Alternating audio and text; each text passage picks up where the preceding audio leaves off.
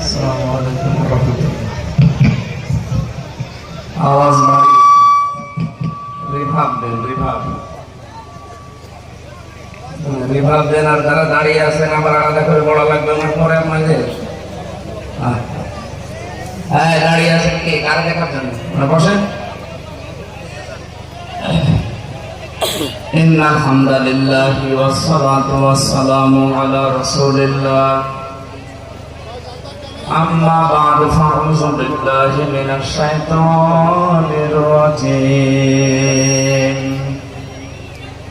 বিসমিল্লাহির রহমানির রহিম।